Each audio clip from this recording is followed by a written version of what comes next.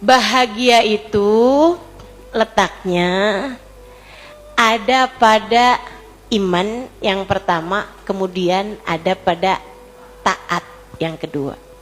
Tidak ada pada dosa. Dosa hanya menjanjikan kamu senang tapi bukan tenang. Dosa hanya menjadikan kamu sukacita sebentar. Sukacita, gembira sebentar, akan tetapi bukan bahagia. Ia hanya menjanjikanmu gembira tapi bukan bahagia. Bahagia letaknya ada pada taat pada Allah Subhanahu wa taala. Adik-adik, yang orang pikir pacaran bahagia, enggak ada, Dek. Enggak. Pacaran menjanjikanmu gembira saat kamu bersama dengan pacarmu. Pacaran itu yang terjadi, ini saya kasih tahu. Pacaran itu yang terjadi saat kamu bersama dengan yang bukan mahram kamu, gitu ya, berdua-duaan, gitu kan. Teman-teman sekalian, yang terjadi di saat seorang pacaran adalah, ini Allah yang cerita nih, nggak mungkin salah. Zayyana syaitanu lahum a'malahum, setan menghias-hiasi keadaan mereka. Makanya sampai ada orang bisa-bisanya loh pacaran di kuburan. Kurang absurd apa teman-teman? Dulu-dulunya dia sebelum pacaran kalau lewat kuburan lari, takutan. Lah ini bisa-bisanya loh pacaran di kuburan. Apa nggak takut ada tangan narik dari bawah? Apa nggak takut ditontonin tuh gitu? Serem banget kan kalau dipikir pakai akal sehat. Lah kok bisa-bisanya gitu tempat segitu menyeramkannya jadi tempat kamu pacaran. Teman-teman saudara sekalian, kenapa bisa kayak begitu?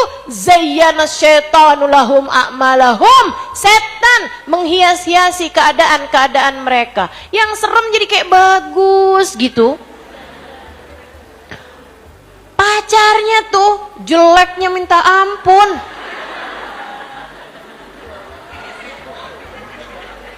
Bisa-bisanya dia bilang, nggak ada cowok lebih ganteng dari kamu.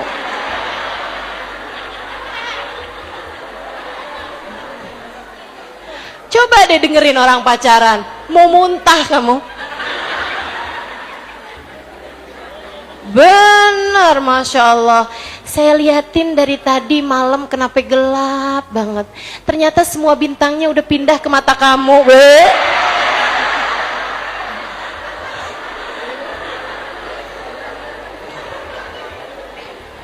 Ya Allah, ya Allah. Sikus sekalian yang saya muliakan, itu ngejanjiin seneng saat barengan sama setan itu. Seneng doang, bukan tenang. Gelisah setengah mati habisannya. Gelisah setengah mati habisannya. Waduh, begitu dia sendirian, dia curiga aja. Ini jangan-jangan pacar saya baru WhatsApp nih 5 menit doang nggak dijawab-jawab. Waduh, pikiran udah kemana-mana. Halo. Iya. Ini yang jawab iya kok emak-emak ya. Masih ingat masa-masa kamu pacaran apa gimana nih? Ini yang saya suka bilangin nih, namanya cinta monyet. Ntar beberapa bulan cintanya hilang, tinggal monyetnya. Udah tuh, tar aja giliran pada kesel-keselan tuh ya, monyet lo, nah lo cintanya udah hilang nih, udah ganti monyet doang. Masya Allah, Masya Allah. Teman-teman saudaraku sekalian yang saya muliakan, ini dia nih. Jadi yang namanya dosa itu nggak akan pernah menyisakan bahagia, nggak ada, nggak ada, nggak ada, nggak ada. Bahkan justru sebaliknya, musibah demi musibah yang datang dalam hidupmu, hal-hal nggak enak yang datang dalam hidupmu disebabkan karena dosa itu. Ma asabatkum min musibah, kata Allah, a'udzubillahi minasyaitonir rajim, ma asabatkum min musibah illa fa bima kasabat aidikum. Tidaklah menimpa kepada kalian satu musibah, melainkan disebabkan karena perbuatan dosa-dosa kalian sendiri. Dosa sih kamu kerjain, makanya hidupnya susah. Maksudnya ada musibah-musibah datang dalam kehidupan kamu tuh, kamu disusahkan selama ini karena perbuatan-perbuatan dosa yang kamu lakukan. Yuk teman-teman sekalian, tinggalin dosa, disitulah letak bahagia. Kerjain taat, disitulah letak bahagia. Bangun di waktu malam, tahajud di waktu malam, hatimu akan lebih bahagia, percaya saya. Percaya saya. Teman-teman sekalian yang saya muliakan, banyakin baca sholawat, hatimu jadi tenang, percaya saya. Percaya saya. Ini disampaikan oleh seseorang yang walaupun kelihatannya umurnya nggak tua. Nih yang di depanmu ini. Tapi dia udah banyak makan asam garam kehidupan. Udah panjang belajarnya Bu, udah panjang belajarnya. Di saat yang lain-lain lagi pada main layangan. Enggak ding. Saya itu sibuk ngadepin guru baca kitab. Jadi saya udah tahu teman-teman, saya tahu banyak hal. Saudaraku sekalian yang saya muliakan, taatmu membawamu kepada kebahagiaan. Sampai sekarang pernah nggak ada yang nyesel berapa tahun tuh saya nggak kenal dugem.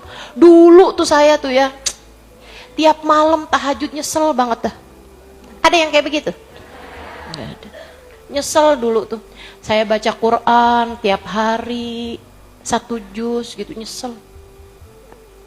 Kalau nyeselnya, kenapa nggak 2 juz, kenapa nggak 3 juz? Mungkin. Tapi kalau misalnya nyesel banget, kenapa tuh dulu tuh ya, saya nggak pacaran aja gitu. Kenapa saya sibuk baca Quran? Kenapa saya sibuk ngafalin Quran? Nggak pernah. Saya nggak pernah dengar. Karena memang itu bukan sesuatu hal yang pernah disesali sama seseorang. Teman-teman, nyesel itu karena nggak pinter jaga lisan. Karena bohong, karena ngomongin orang, karena marah-marah, karena kata-katamu menyakiti orang, itu nyesel. Tapi kalau karena sholawatan, karena nih saya dakwah kayak gini, ini nggak pernah saya nyesel. Karena saya menyampaikan hadis Nabi, menyampaikan ayat Quran, saya nggak pernah nyesel teman-teman. Nggak pernah nyesel. Maka saudaraku sekalian yang saya muliakan, yakinlah bahwa berbuah bahagia di dunia sebelum kelak taatmu berbuah bahagia di akhirat nanti. Termasuk sama Allah disuruh kamu sama suamimu yang benar, yang hormat, bicara yang bagus, jangan sakitin hatinya, kan begitu? Itu nggak akan pernah kamu sesali teman-teman. Yang kamu sesali justru malah, iya ya, kenapa ngomong gitu sama suami, ya ampun, nyesel dah saya. Ya kan gitu. Makanya saudaraku sekalian, biar nggak banyak penyesalanmu, setiap kamu ngerasa bikin salah sama suami, minta maaf. Maafin ya tadi, maafin ya, kayaknya kata-kata saya nggak enak tuh gitu. Dan itu kata-kata yang ingetin tuh ya, ngomong minta maaf tuh mesti kayak gitu. Jangan yang maaf ya. Maaf ya, saya tuh tadi kayaknya emang ngomongin sesuatu yang nggak enak gitu. Tapi jangan lupa, kamu juga sering ngomong kayak gitu.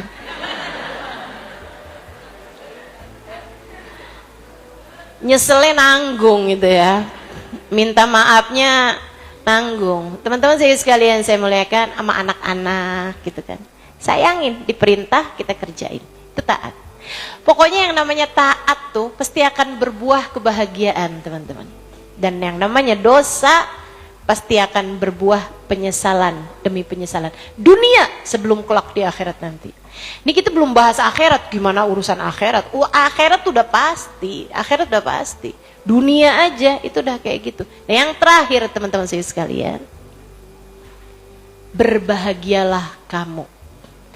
Karena kamu punya Sayyiduna Muhammad. Berbahagialah kamu. Karena kita dalam kehidupan dikaruniai Nabi seindah-indah Nabi. Ini menurut saya sebab kebahagiaan paling tinggi nih. Ya, bahagia tuh 3 hal ini nih udah mentok tuh udah. Ada banyak hal-hal yang lain tapi semuanya kayak cabang-cabang dari ketiga hal ini. Kamu bahagia karena kamu punya la ilaha illallah. Kamu bahagia karena kamu punya taat pada Allah Subhanahu wa taala, dan kamu bahagia karena kamu punya Muhammad Rasul. Udah, nggak ada lagi yang bisa bikin kamu sedih, teman-teman. Karena bahkan sebelum kamu ada di atas muka bumi ini, ada seseorang yang setiap malam selalu mendoakanmu dalam malam-malam hidupnya di atas muka bumi ini. Tiap malam. Habisnya beliau ibadah, sholat panjang. Beliau mengangkat tangannya, ya Allah, ampunilah umatku. Ya Allah, sayangilah umatku, dengan linangan air matanya. Bahkan sebelum kita ada di atas muka bumi ini, keadaan kita sudah didului oleh tengadah tangan baginda kita Nabi besar Muhammad, memintakan kepada Allah agar kamu selalu disayangi olehnya, agar kamu selalu diampuni olehnya, agar kamu selalu dirahmati olehnya. Maka berbahagialah dengan Nabi Muhammad.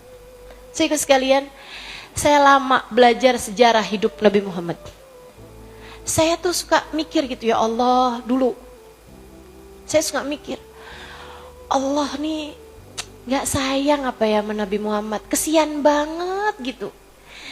Dari lahir gak pernah kenal bapak, abis itu umur 6 tahun baru balik sama ibunya. Ibunya udah diambil barengan sama kakeknya, kakeknya juga meninggal gitu. Ya Allah, kesian banget sih Nabi Muhammad.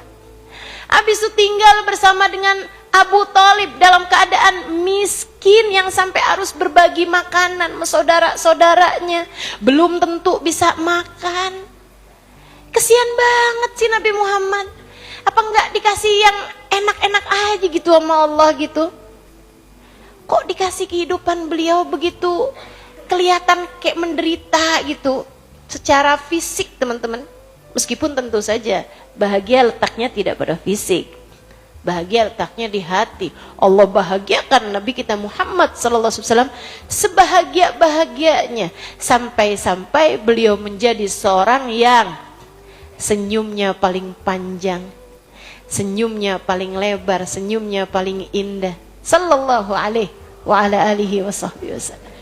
Teman-teman saya sekalian, saya suka mikir gitu, kenapa Allah jadikan kehidupan beliau itu kelihatannya kayak kehidupan dunianya gitu susah, menderita gitu. Sampai kemudian saya tahu jawabannya.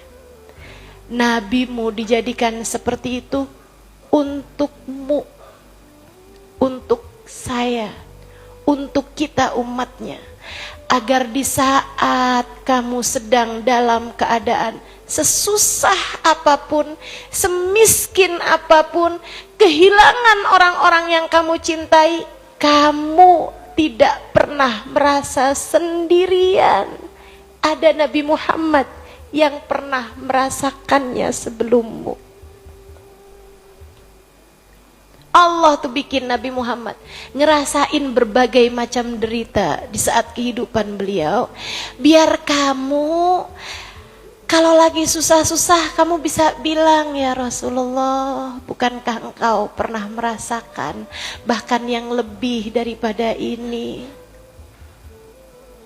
Bantulah aku, syafaati aku, bimbing aku, pandu aku, kasih tahu padaku seperti apa seharusnya aku menjalaninya. Dan gampang, kita enak, tinggal cari aja hadisnya Nabi, tinggal pelajari aja kehidupannya Nabi. Semua jenis kesusahan kita, semua jenis derita kita udah dikasih solusinya. Cara tetap bahagia di saat sakit, cara tetap bahagia di saat kehilangan orang tercinta, sudah dikasih ajarannya dari baginda kita Nabi besar Muhammad. alhamdulillah. Maka buat adik-adik yang kamu merasa orang tuamu tidak begitu sayang padamu, deketilah Nabimu Muhammad. Nabi Muhammad juga tidak merasakan kasih sayang orang tuanya, karena orang tuanya telah meninggal dunia. Bahkan di masa beliau sangat belia. Dek, kemudian katakan padanya, sesudah kamu bersolawat bersalam padanya, ya Rasulullah, mama, papa sepertinya tidak terlalu menyayangi saya, tapi tak mengapa. Bukankah engkau, wahai Rasul, kabarnya menyayangi saya? Sayangilah saya Rasulullah, dan jangan pernah biarkan saya sendirian menjalani semua ini. Hadirkan Nabi Muhammad dalam hatimu deh. Para istri, jika kamu merasa suamimu sepertinya enggak terlalu peduli padamu, saya sampaikan nabimu peduli padamu. Nabimu peduli padamu. Deketilah Nabi Muhammad sallallahu alaihi wasallam. Deketilah Nabimu Muhammad. Banyaklah bersolawat, banyaklah cari tahu tentangnya, pelajarilah sejarah hidupnya, kemudian sampaikan padanya, ya Rasulullah, kabarnya engkau sangat sayang kepada umatmu yang perempuan. Kami umat perempuanmu, wahai Rasulullah, sayangilah saya. Jangan pernah tinggalkan saya, meski andai suami saya meninggalkan saya. Ya Rasulullah, syafaatilah saya. Teman-teman saudaraku sekalian, berbahagialah dengan Nabi Muhammad. Berbahagialah dengan Nabi. Nabi itu sampai segitu murahnya buat kita. Kita kalau mau menghadir, kalau kita mau hadir, mau ketemu, mau hati kita nih biar merasa deket sama seseorang, mahal harganya. Apalagi orang mulia seperti itu. Nih ibu-ibu nih pengen ketemu saya aja, pengen ngelihat saya, mesti yang datang dari pagi, subuh malah, sebelum subuh, astagfirullah. Saudaraku sekalian, nabimu dideketinya lebih gampang lagi. Kamu baca sholawat, kamu ucap salam dengan hati khusyuk, dengan jiwa yang menghadirkan beliau. Kamu baca sejarah hidup Nabi Muhammad, baca kitab Maulid Nabi Muhammad alaihissalam. Kamu baca banyak-banyak salawat salam kepada Nabi. Kamu ingat-ingat Nabi Muhammad, kamu sungguh-sungguh membaca. Nabi Muhammad berjanji seperti hadis yang tadi telah saya sampaikan, tidaklah seseorang mengucap salam kepadaku melainkan Allah kembalikan ruhku sehingga aku dapat menjawab salamnya. Kurang murah apa Nabi Muhammad padamu? Alhamdulillah, alhamdulillah. Maka teman-teman saudariku sekalian, saat kamu merasa galau, saat kamu merasa gelisah, solusinya sholawatan. Cobain sholawatan. Cobain sholawatan. Wah, ini saya kayaknya agak sumpek nih. Kayaknya saya perlu jalan-jalan. Belum tentu. Jangan teman-teman. Bisa jadi jalan-jalan malah tambah sumpek. Atau pas jalan-jalannya kamu gak sumpek, pas pulang lebih sumpek. Betul? Lah jalan-jalannya kejauhan, duitnya pakai ngutang pula. Ya pulang-pulang sumpek lah. Healing ke Bali, healing ke Singapura, pulang-pulang ditagihin loh. Repot. Nggak gitu caranya. Gimana Ustazah? kita punya andalan kita.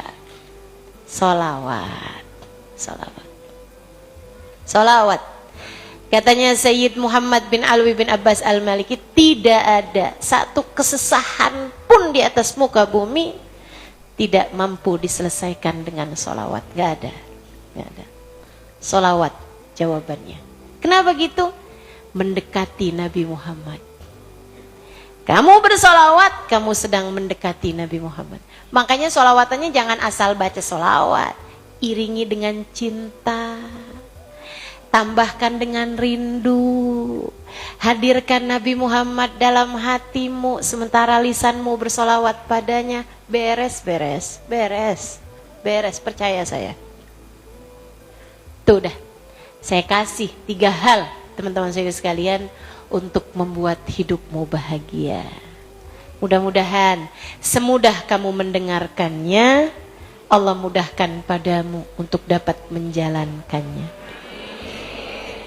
Semudah kita mempelajarinya pada hari ini, Allah mudahkan kita juga untuk dapat mengamalkannya dalam kehidupan. Menempuh jalan ini sampai mati insya Allah. Tidak akan hati kita kemana-mana lagi sesudah hari ini insya Allah. Selain menuju Allah lewat jalan taat padanya, mengikuti jalannya baginda Nabi besar Muhammad sallallahu alaihi wa ala alihi wa sahbihi wasallam. Sebab kita tahu bahagia terletak pada 1 keimanan, 2 ketaatan, dan 3 pada cinta baginda Nabi besar Muhammad sallallahu alaihi wa ala alihi wa sahbihi wasallam. Allahumma rabbana zalamna anfusana wa illam taghfir lana wa tarhamna lanakunanna minal khasirin. Rabbana atina fid dunya hasanah fil akhirati hasanah wa qina adzabannar. Allahumma ya man wafaqa ahlil khair lil khair wa antahum alaih wafiqna lil khair wa inna alaih birahmatika ya arhamar rahimin bijudika ya ajwadal ajwadin innahu waliyyu dzalika wal qadir alaih. Kita baca suratul Fatihah untuk segenap hajat-hajat kita semua. Semoga Allah Subhanahu wa taala berkenan untuk mengijabah hajat-hajat kita. Yang sakit-sakit biar pada sehat semuanya insyaallah. Yang sedang ada kesulitan mudah-mudahan Allah berikan padanya kemudahan. Yang hatinya sedang galau gelisah, mudah-mudahan Allah Subhanahu wa taala hibur hatinya. Allah bahagiakan hatinya. Sebagaimana Allah telah membahagiakan hati hamba-hamba tercinta di sisinya. Kita minta kepada Allah Subhanahu wa taala pandangan rahmat, dekap kasih sayang Allah Subhanahu wa taala kepada kita sekalian insyaallah.